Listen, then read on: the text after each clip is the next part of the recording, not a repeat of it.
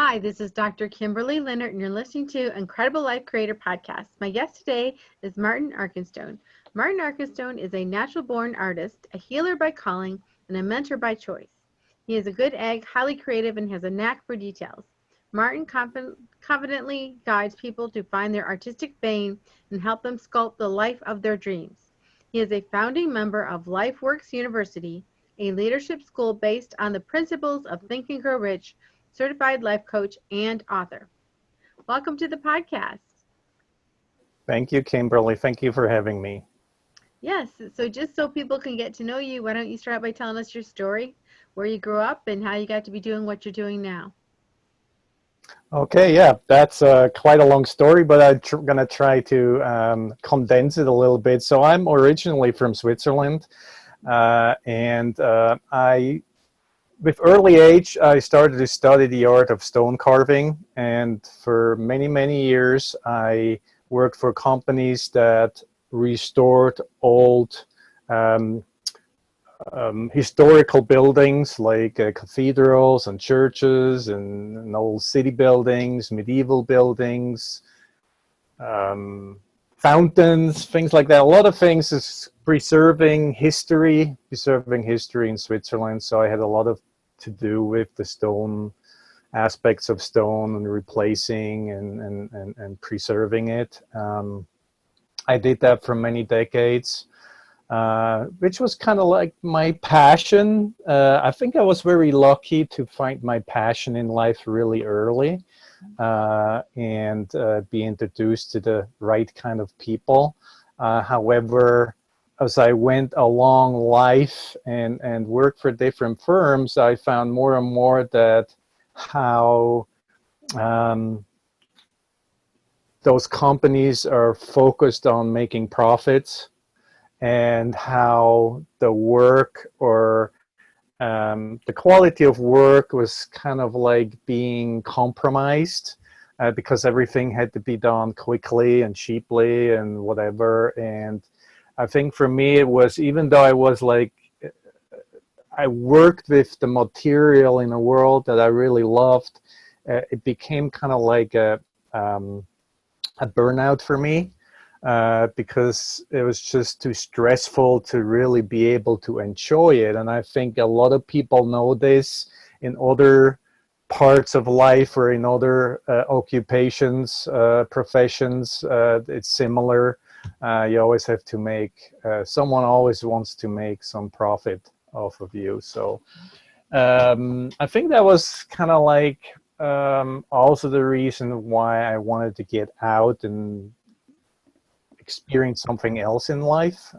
And I think for me, the move to the United States was one of them. It wasn't the only reason.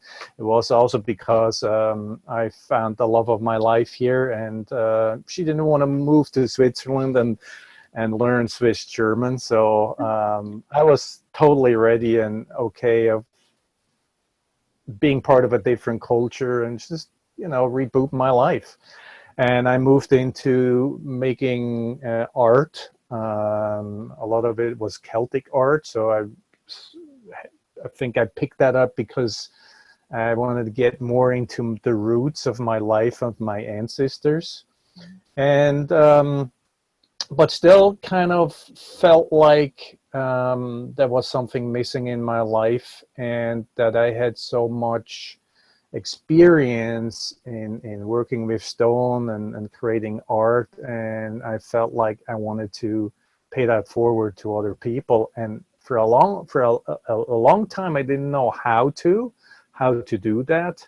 And so 2 years ago I started to study Think and Grow Rich, the book, and I was invited to co-create this university which is called Lifeworks, which is a leadership school, and we also have masterminds. And I, through working with Think and Grow Rich and studying the book, I really found there was so much similarities in creating a piece of art and creating the life of your dreams. they're basically the same principles, which in art for me it's always starts with an inspiration, something that I feel like passionate about, and I have a burning desire to see it come alive and form out of a piece of rock and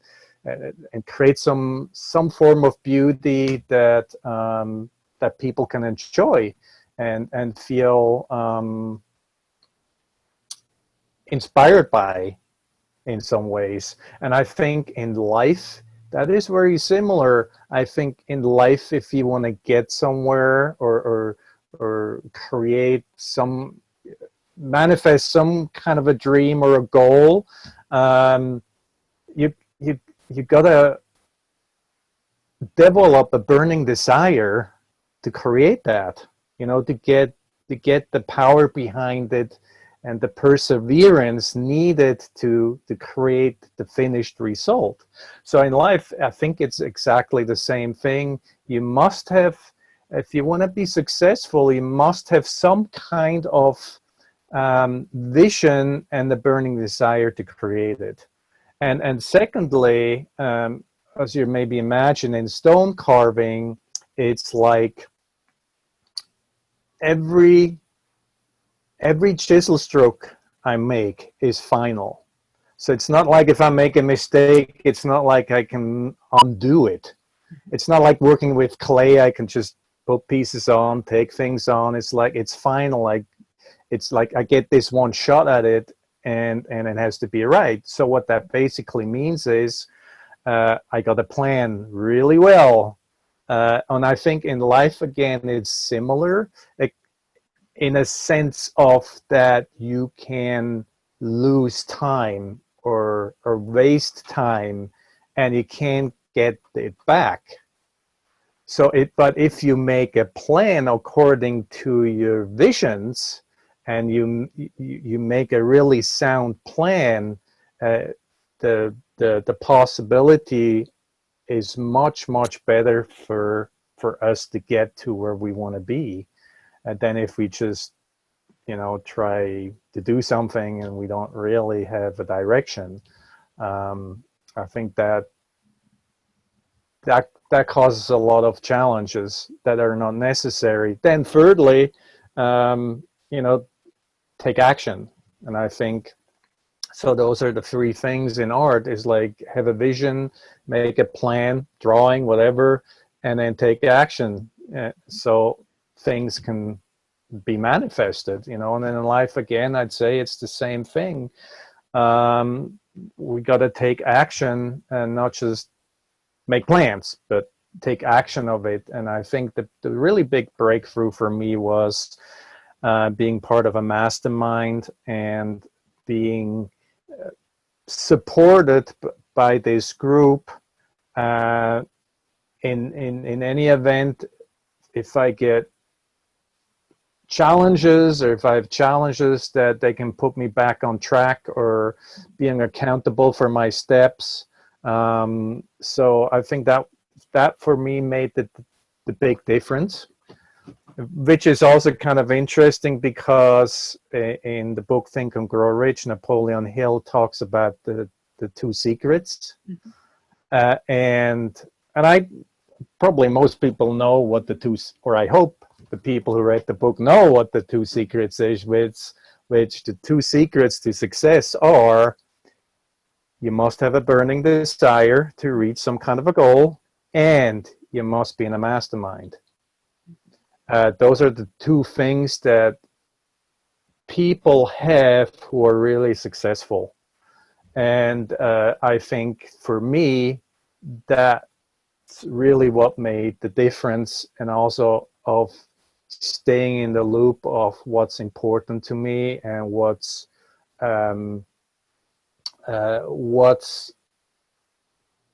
my values, that my values are being met, and that I keep that flame, that burning desire, keep that going. And I think that's really important. So So I kind of have found that art and that the,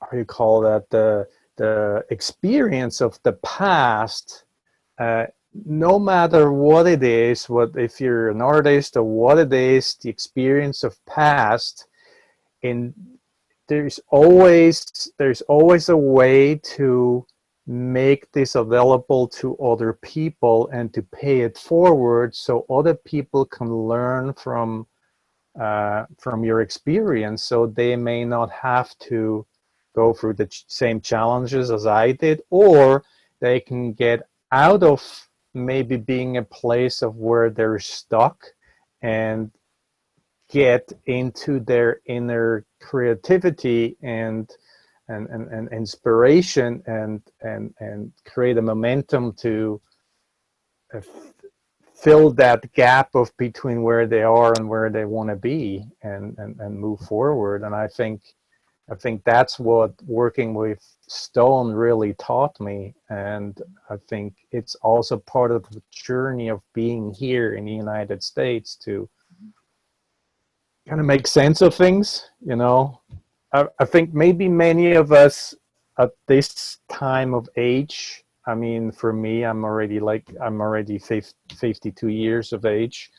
And I feel like for me, it's like the middle age, and it's the time to really make sense of things, you know, to kind of like, how can I use what I have learned in a way that I don't have to work hard, but, you know, work more smart, you know, because I think when we are younger, we kind of focused on something and we kind of really kind of run for it and sometimes don't include our health, you know, and take care of our health mentally and physically and spiritually, and I think that's something that I definitely had to learn later on in life, something that hasn't been taught to me in school, you know, to basic life lessons of how life works. Exactly. Wow, and that all makes sense. I never thought about art kind of mimicking or being similar to just finding our dream in life. So that's Yeah, so in that sense, you know, everybody's an artist, mhm. and and your piece of art is your life, is it's your masterpiece, and you're the artist or the captain of your boat, and there is no limits to what you can do. Like, just an artist who, you can do anything, you know. There are no boundaries, there are no limits in art, and I think the same is true in life. There's no limits, there's only the limits of our thoughts Yeah. and our, you know, the way we have been brought up and the way we believe things because the way we've been brought up. So um, in art, it's nice to start with a blank piece of canvas, you know. But in life, once you're like 20 or maybe even earlier in life, your canvas already has been painted by others.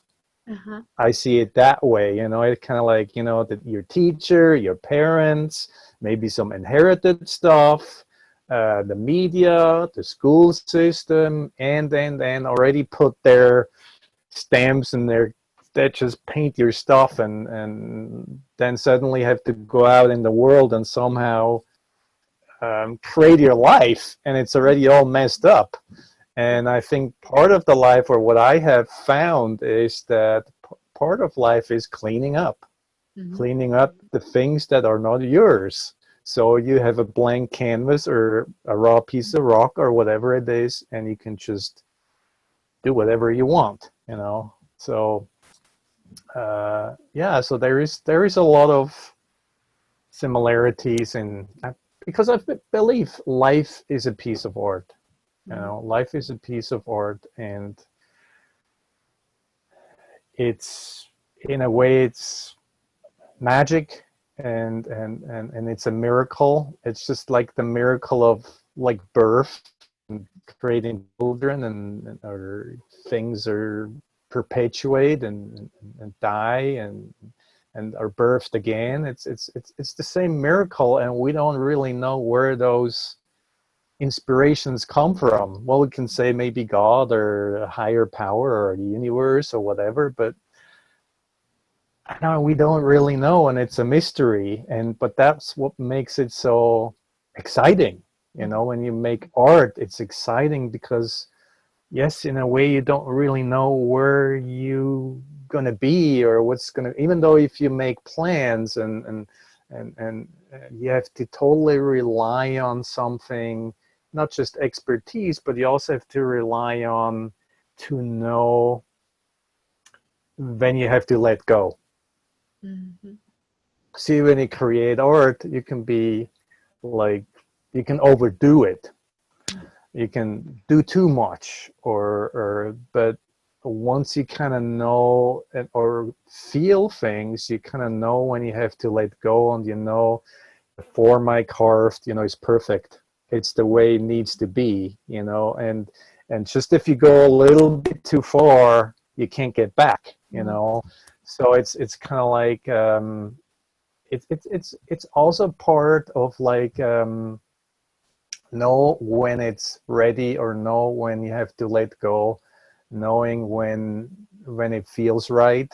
So it's a lot of intuitive. I mean, you have guidelines in life that bring some security, but then there's also parts in life that uh, it's intuition, part of it, gut feeling, and you just know this is it, you know, this is it. And once you know that, you're going to take the next step after that, and then the next step, and then the next step, and maybe you got something finished, and then you go for the next goal, and so on. And you just have to know when it's enough, and not trying to be perfect. In art, again, the same thing. I had the experience that I carved some rocks that I wasn't very pleased, and I thought it was garbage. And I had an exhibit at home here, and somebody said, "Hey, what is that piece? I want that. You know, I want to buy it." I didn't tell them it was on the pile on, It's because a you mistake just pile. never know. I know there was a garbage pile, and it's like, but you just never know. I mean, for somebody maybe sees something in it that's really important for them. Mm-hmm. And so, like I say, don't try to be perfect, just know when it's done. Mm-hmm. You know insight somewhere. I think there's no rule to that. You just kind of know. It's just like when you meet a person, and you just know it's right, you know, or you know something isn't right, you know.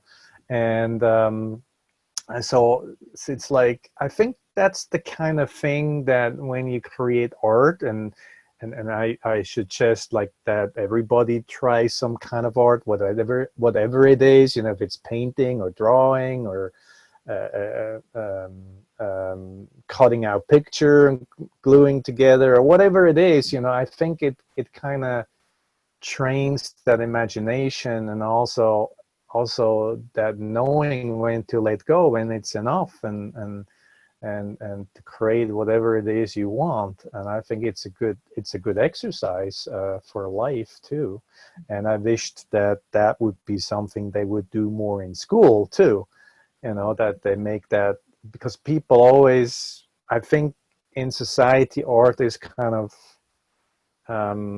you know, it's not important as other things. And I'd say, I challenge that, and I'd say it's what makes people it's a source of life. I think creation is a source of life, and it's part of nature, and you can't just cut that out of life and just do pure survival. I think we see now in the world a lot of people burn out because it's just survival and trying to have a job or trying to be better than someone else, or because there's always someone else who will take away your job, or especially if you know people in corporate worlds where you're expendable. And so I'd say, it's like there are other values in life that are more important than trying to make a lot of money and be successful, although money is really convenient, something that we need. But I think most importantly is that you give yourself permission to create your life, the life you want, and find happiness, and everything else will follow. Yeah, that's true. Now, when you were talking about, our lives being a canvas and that, we're painting on it, but then there's other people painting on our canvas, our parents or our teachers or whoever. I was thinking about that, and I like to paint, I like to use acrylic paint. And Mhm. I was thinking about that, how upset I would be if I was painting and someone started coming and painting on my canvas. I'd be really upset about that. Yeah, that's My true. creation. No, it's my life, it's my creation, but there's people painting on it. There's people trying to get their paintbrush in there all the time, even when I don't want Mhm. them to sometimes. Well, even now, and I think a lot of it, especially as an adult, a lot of it has to do about creating healthy boundaries, Mhm. and saying no sometimes is saying yes to yourself. And but the issue really is with that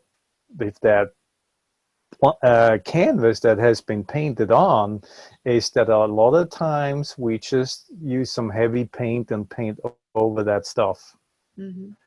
and because we want to get rid of it, and or just blank it out, Mhm. but it's still underneath, Yes. and sometimes it crumbles. The paint will come off, and whatever is underneath will haunt you again. you Yes. know so that's why I'm saying it's important to not paint over, try to ignore it, Mhm. or cope with it, but to clean it off, wipe it off, wipe it off the canvas. Of course, that's not something that is something you can just take, how shall I say, um, in a way, command to do that. But I think, again, the way to do that is to be able, first of all, to see that there is an issue and that someone else did paint on there, and then it has um, sometimes maybe favorably, but probably most unfavorably affected your life.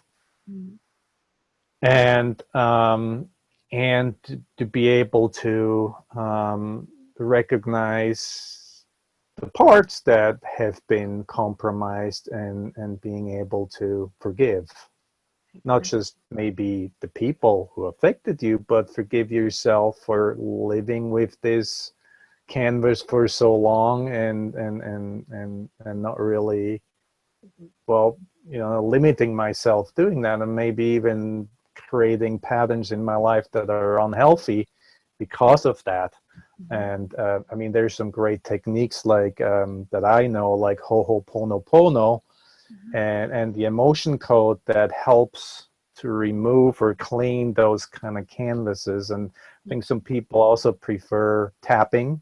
A lot Mhm. of people know tapping and EFT, but I prefer like Ho'oponopono, which is I love you, I thank you, please forgive me. Mhm. I know it's that, and to let go, to be responsible for that, because the people who painted on our canvas, Mhm. I believe they did the best they thought they would do for you, or in the best of interest. And I think, but usually it's not, but still it's my responsibility to change it. I can't make my parents responsible for it, because they're just what they know how to do. And that's why it's important to, I think, just say, I'm ready to let go of that, because I don't need it anymore. And because I want to create my own art, I want to create my own life. And I forgive myself for living like that, and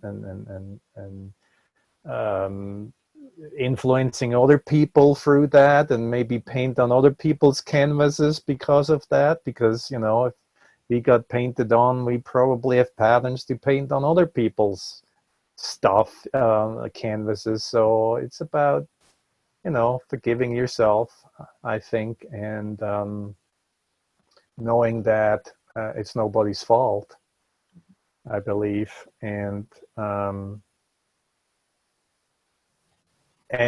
again, create healthy boundaries.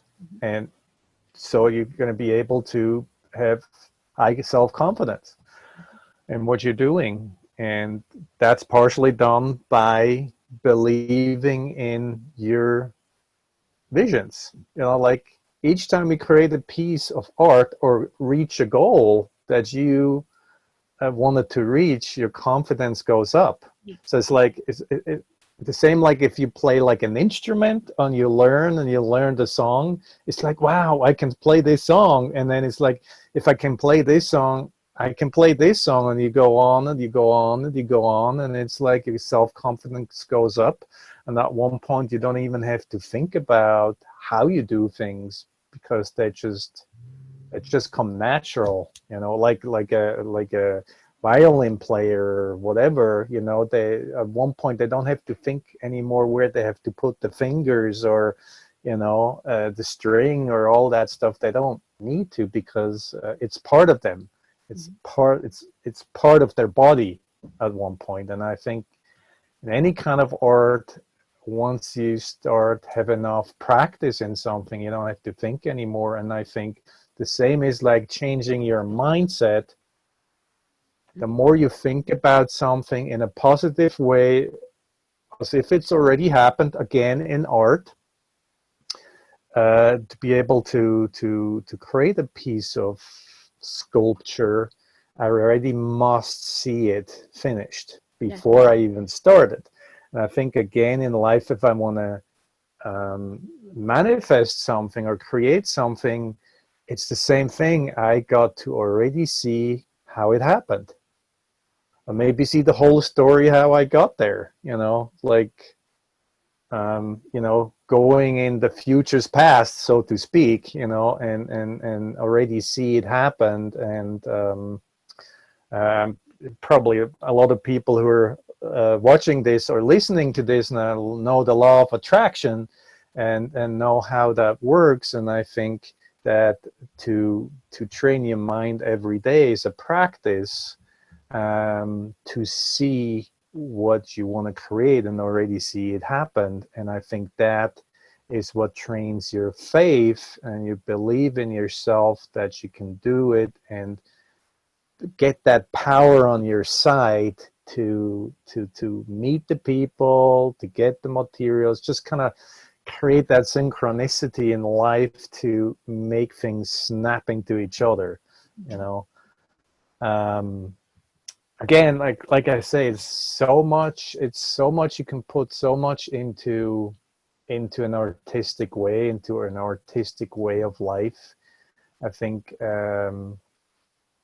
law of attraction, I think it's all a natural law, and creating art is a natural law, and creating life is a natural law, or creating reaching your goals are also depending on natural laws, and you can choose to go with it or trying to cheat it, which probably is not going to work. Probably not going to work. Yeah.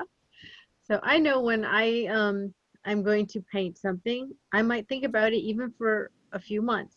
I'm putting it together in my head. I'm imagining how it's going to look in my head. And then I sit down to paint it. I don't think it has ever come out the way I had put it together in my head exactly. In fact, it usually always comes out better than the way I imagined it, but sometimes not even looking at all the way I imagined it. But in the end, I'm very happy with it. In fact, I'm more happy with it than if it had turned out the way I was thinking. And so I'm thinking about, looking at the parallels with life. We can't always expect what we plan to look the same way when we get to the end as it does when we're planning it. Exactly. And, those are actually also the steps is, people coming out of victimhood and they're deciding to be empowered and have some kind of a goal that they want to go towards to. But at one point, we're going to discover that we can't control everything, that we must let go at some point. And I think, again, like if you paint something and you have plans, you also have to be open-minded and open-hearted to know when to let go again, because it's going to go into a direction that's much better than you planned. Mm-hmm. And in creating art is the same thing. You have some kind of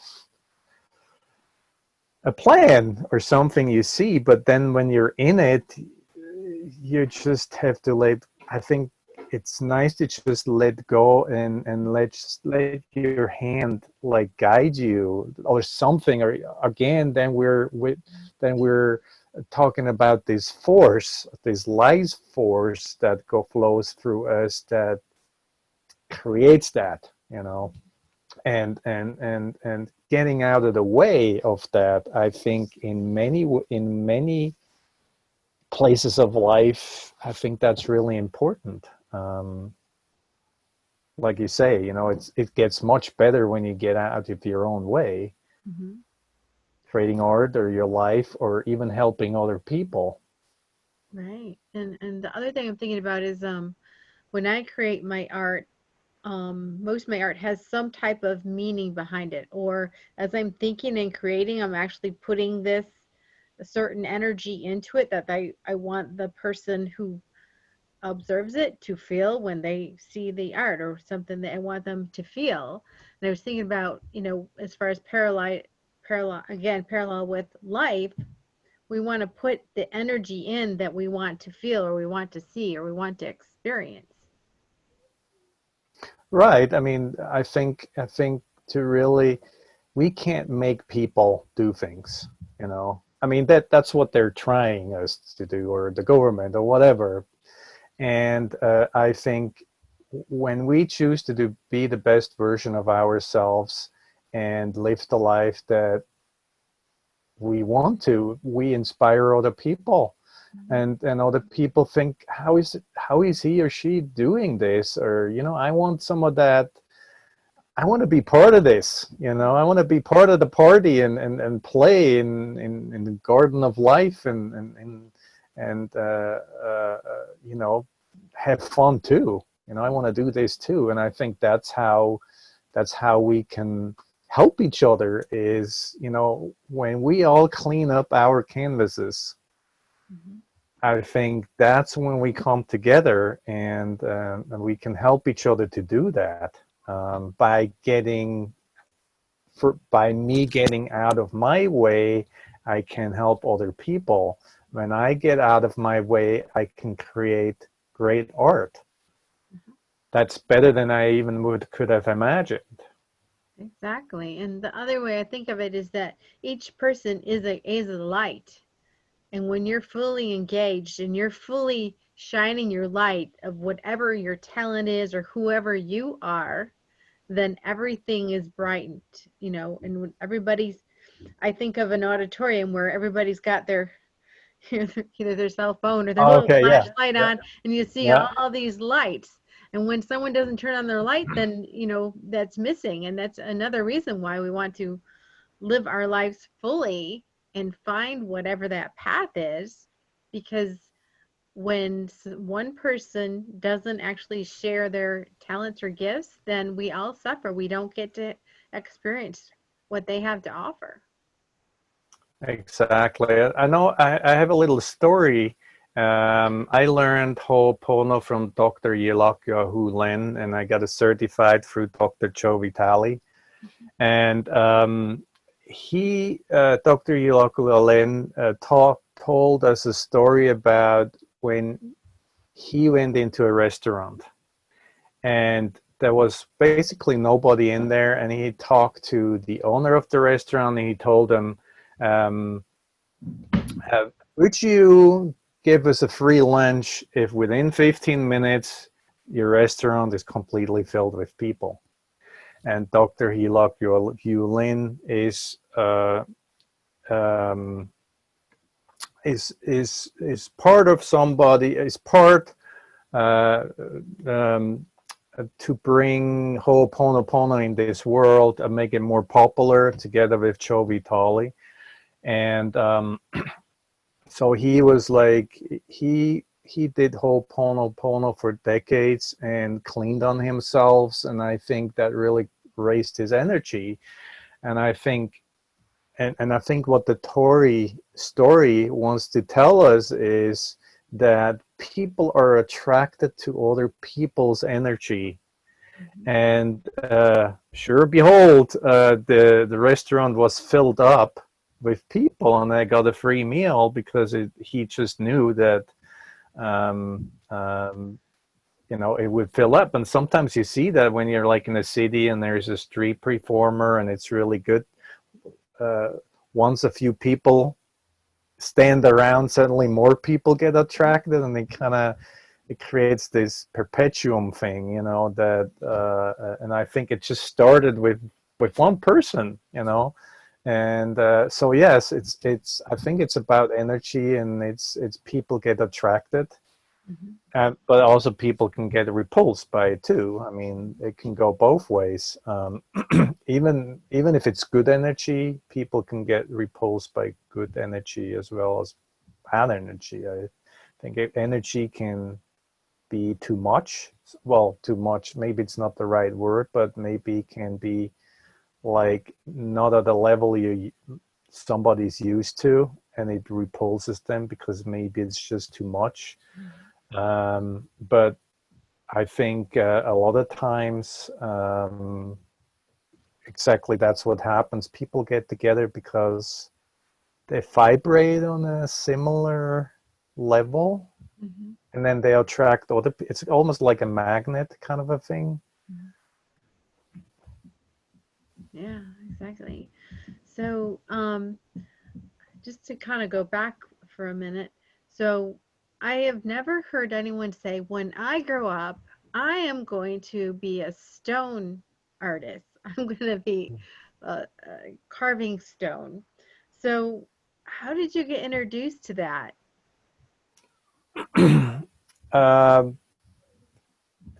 It's interesting. In Switzerland, we have a different school system. And in Europe, we also do a lot what we call apprenticeships. Which means you actually work for somebody and you go to school, and then after 2, 3, 4 years, depending how long apprenticeship goes, you get certified. You usually have to do some kind of a what you call that at the end. Like a certificate or diploma? Yeah, but you have to show your work. It's like if you're in high school, or not high school, college or something. You have to do your work, or a doctor work or something like that. And it's the same thing when after you're done with your apprenticeship, you have to show them that you're able to do it on your own now. And usually for me, it was like a 3.5 day test that I had to go for, to show them, I can carve a piece of stone, and I can tell what stone is what, and geology and drawing and all that stuff. But the way I found it was that I went after I finished high school, which in Switzerland is when you're 16 years old. I went to another school that just was about finding out what you wanted to do for a profession. Mm-hmm.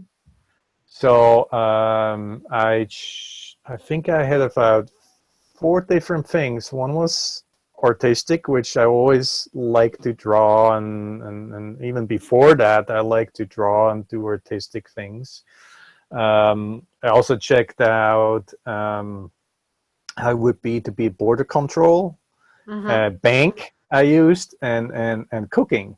So Uh-huh. those are the kind of 3 things I thought, yo, I'll check it out, see if it's something that I wanted to do. And bank was, frankly, was very boring. Counting money and making coffee for the boss wasn't that great, but they gave me my first bank account and put some money on it. So, and then border control was pretty boring too. And because I imagined that it was like walking with the dog along the Swiss-German borders, which is really beautiful along the Rhine. I thought it was like that, and it wasn't like that. And you had to go to the army and do all that stuff, and I didn't want to do that. And then my dad suggested me to try, to go and check out this stone sculptor, which was a friend of his. And I said, okay, let's try that out and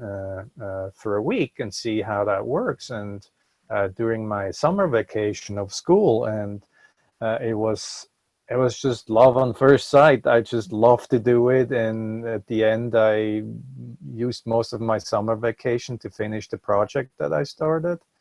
And you know how when something is right, how time goes really fast.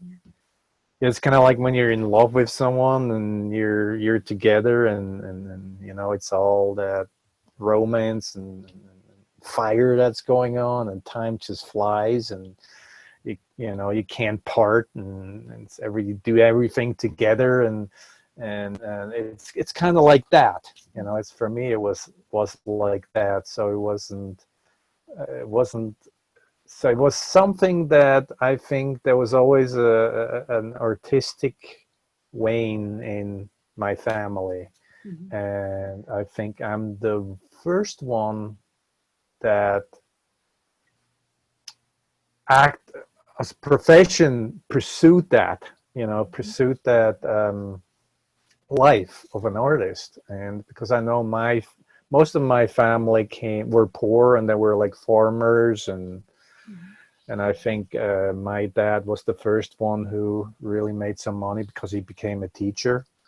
And I think there was some emancipation going on about what you could do, and kind of breaking the limits of what could be done or what could be reached in life. And for me, I think for me, it was really a free choice of choosing what I want. And I think for my dad, it was more like he chose it because it was a good job, and his dad wanted him to do that or get something that, it happens in a lot of families. You want to be, they want you to be a doctor, or they want you to go to university or whatever, get a degree in some kind,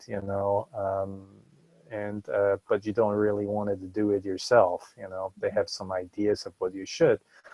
And I think for me, I think I'm the first one in the family who kind of broke that, and I just chose whatever I wanted to do, which is art. And I think that's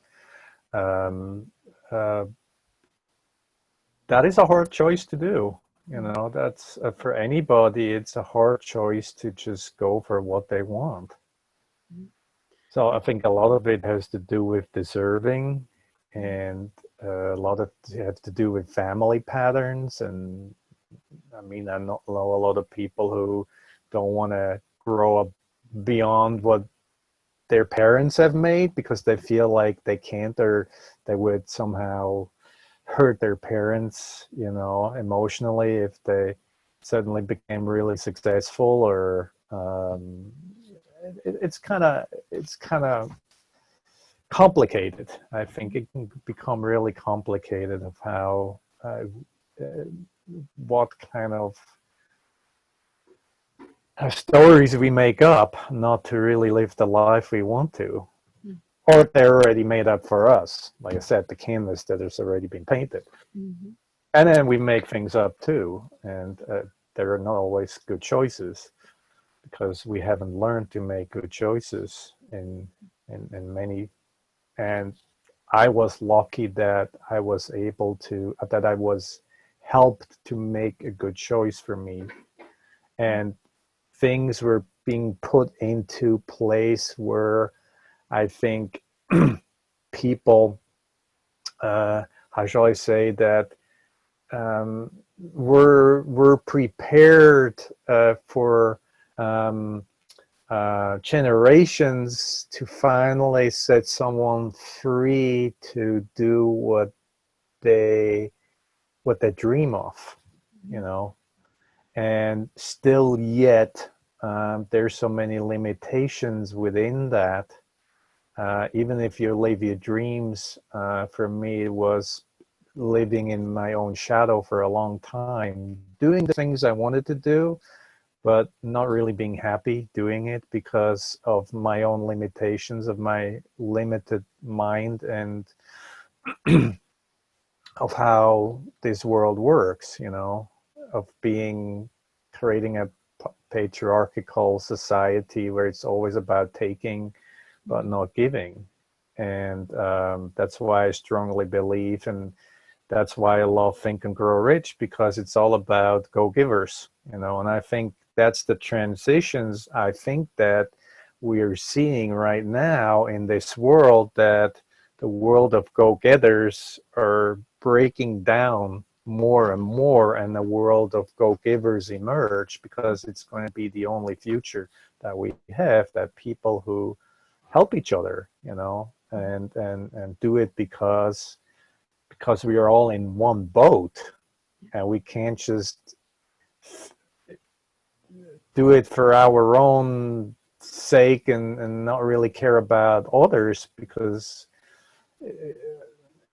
if we don't care about others, it will pull us down too at the end. Yeah. And then we see that with everything that's going on in this world and the climate change, and we can't just discount that we are stewards of this world, of this earth, and we have a responsibility, and that there is a fine balance in taking care of this balance, so things can grow healthily, you know, things can work how they're supposed to work. But if we are not putting anything back into it, you know, the how you say, the floor is going to be pulled under us, you know, and we're going to fall. And I think the fires that are going on, the hurricanes, the people are getting mad at the government, at the police, and I think it's all a sign that we have to be more mindful and help each other, and we can't just like think to our own benefit, you know. We have to, every step we take, I think we have to take out under the consideration that other people are affected by it too, energetically too, which means if people think about something bad, energetically it could affect people somewhere around the world, maybe even in Australia, because we are all connected. So I think we're responsible, not just in our actions, but I think also in our thoughts, to make the choice to choose something that will be beneficial for all of us. Yeah, I totally. And again, art can be an expression of that. It sure can. So now you recently co-authored a book. Will you Mhm. tell us about that? Um, well, that's a short one because my chapter of the book. So how the book came about. The book is on the umbrella of LifeWorks University, and I am in a mastermind, and we chose to write down our experience with working with Think and Grow Rich. And interesting is that it's just coming out of the time where the coronavirus started. So that's when we started to write. And so it's very timely and an experience out of this time that we found some visions that made us unstoppable. And for me, my chapter is exactly about what we're talked about, is about how everybody's an artist and you're creating your own masterpiece, Mm-hmm. which is your life, and how art and creating your life if you dream are the same steps. So that's the chapter I contributed to the book, and I think it's due in a few weeks. It's going to come out So it's on not even out yet. So what's Amazon. the name of your book? It's called How Our Vision Made Us Unstoppable, LifeWorks 2020. Okay. Now, will it be like on Amazon or where will people find it? Yes, actually, they will find it on Amazon, and unfortunately, I don't know the date yet when it comes out. There's still a few hiccups, but I think we should get that soon. And I definitely going to announce it on Facebook when we get there. So if people just Google my name or put my name into Facebook and befriend me, I'm happy to send them more information about the book if they wanted it. Mhm. Okay. And just a personal question, what gives you the most happiness and fulfillment in your life right now? Well, right now, there is always just now, so it's talking to you. Thank you. I am so enjoying that too. So, talk a little bit more about the LifeWorks University. What's the purpose? Sure, You know, yes. who's involved? Hmm. Who would want to be involved? Sure, yeah. So I've, I've, I've, I've been doing mastermind groups now for 10 years, and I started because of Jack Canfield. And he started me into masterminds, but I always felt like there was something missing with the masterminds, and I was usually struggling to keep people together, and it became a burden to try to get people together and get interested and come together every week, once a week, and have people doing their homework and whatever. And it was kind of like hard for me to do that. And then about 2 years ago, one of my teammates met someone, and that just started with this idea of creating a university that's based on Think and Grow Rich, which helps people to become leaders. Before you can be a leader, you have to lead yourself. Yes. You have to learn how to lead yourself, and Think and Grow Rich teaches you to do that step by step.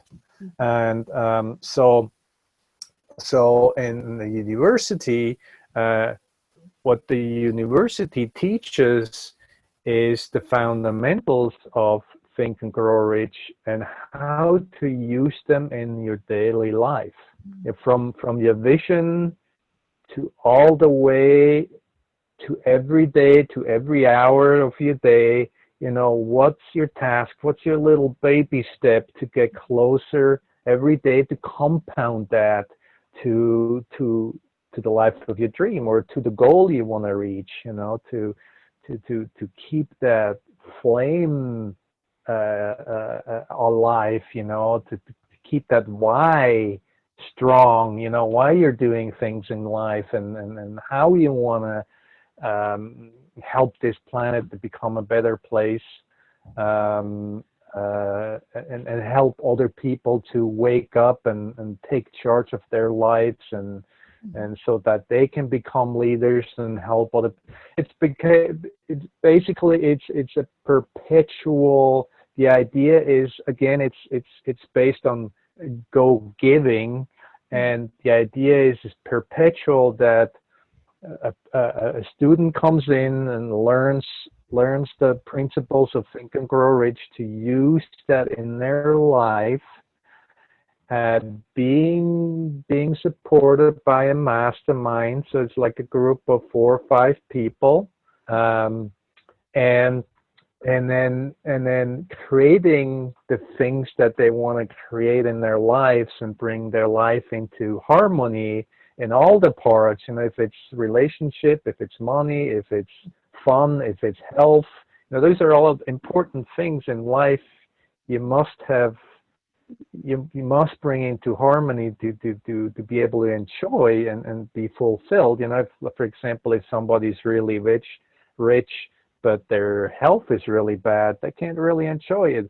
So you must take care of all the parts, and not just like one thing. It's not just career, it's also your loved ones. It's not just health, but it's also the way you can enjoy and relax in life, or it's about doing the things you feel passionate about. It's about having friendships that are mutually or equally beneficial, things like that. So these are the kinds of things our students learn. Well, I'm a student too, and I'm still learning, So everybody is a student, and in a way teacher too. I mean, as a teacher, you're a student, because you always learn from your students as well. So, at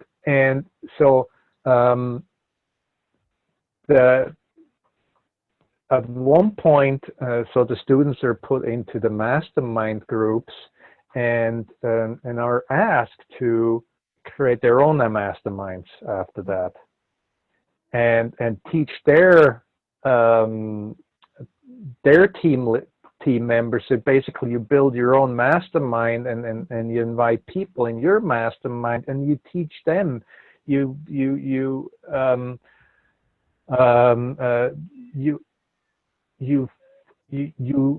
forward your knowledge and your experience to them. You teach them so they can teach others, and then it goes on and perpetuates itself. And I think the bigger vision that we have, that more and more and more people get the information and the system that has been used for decades. I mean, since the 30s, when Think and Grow Rich came out, I think. And so it's a system that's been proven thousands of times to work, and I know for myself that it has brought big changes in my life, especially to be around people who also have learned that, and who are similar beliefs and values, and we talk about vibration and energy, and when you put people like that together in a group who have a burning desire, who are committed, who are go-givers, who have a bigger plan, have a bigger vision, and you put people like that together and they're in harmony. It's like incredible stuff can come out of it, because you're opening up a whole new realm of you tap into a realm of information that's even greater. It's kind of like hooking up batteries, It's like if you're on your own, you have your own battery, but suddenly you hook up 6 batteries, and it's like the power multiplies, Mm-hmm. and it's the same with people who are in a spirit of harmony. They open up something much greater, Yeah. and being in that, and tapping into that uh, divine storage of information, is just it's incredible. It's an incredible experience that's very, very inspiring to me, and I wouldn't want to live without that. Mm-hmm.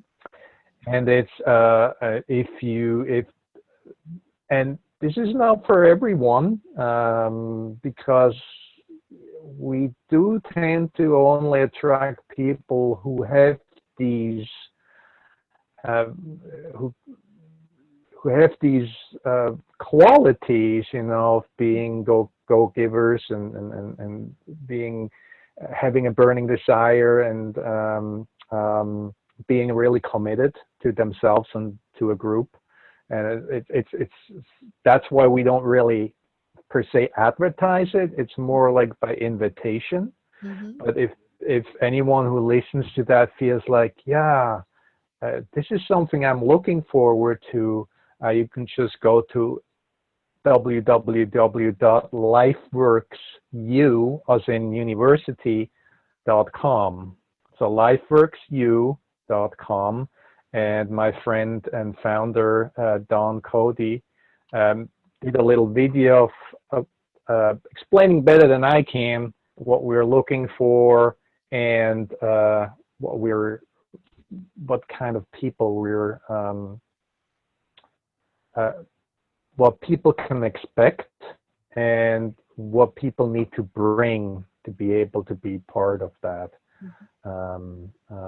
So, like I said, I mean, if you have a family, or if you create a team, you don't want just like any Joe from the street.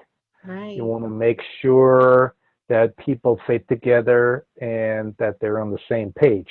That's why we use the system of Think and Grow Rich. So everybody is on the same page, and we all have the same system, and we work off that system. So we are much more effective with that, and quicker to get to our goals because of that. And I think that's a quality that Napoleon Hill talks about, the two secrets, which is being in a mastermind and having a burning desire to reach a goal.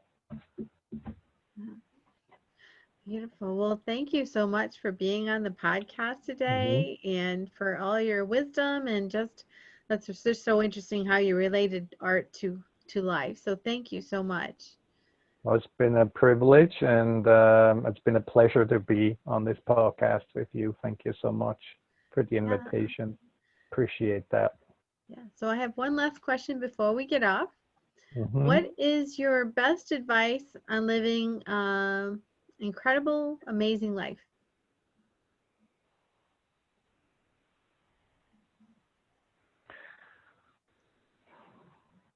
Not giving advice at all. I think it's the worst thing you can do is giving somebody advice, because it may work for you but not for another. Mm-hmm. I think just follow your passion. But then again, I'm giving advice again, but I think it's just doing the things that. Okay, so I have a saying that I found for myself in life. So if it doesn't put a smile on you, whatever you do, and if it doesn't put a smile on you, you're probably doing the wrong thing. I love that. That's awesome. So if you smile a lot, hey, I don't know, I don't need to give you advice. If you don't smile, okay, we got to look into and see, why aren't you smiling? What's keeping you from doing it? And it's simple. It's just put those little, things up, and things start to change. It's true. Just doing that, even if you're like sad or something. Well, I mean, if you're sad, maybe you have a reason, but if you find it hard to smile, just fake it. and and at one point it's kind of like it's suddenly like it becomes real, because it's that motion and it's that body language and I think, yeah, I think it's like just do it. All right. Well, Art, just do it. yeah, just do it. Yeah. All right. Well, thank you so much. And we'll talk to you again soon. Okay. Bye.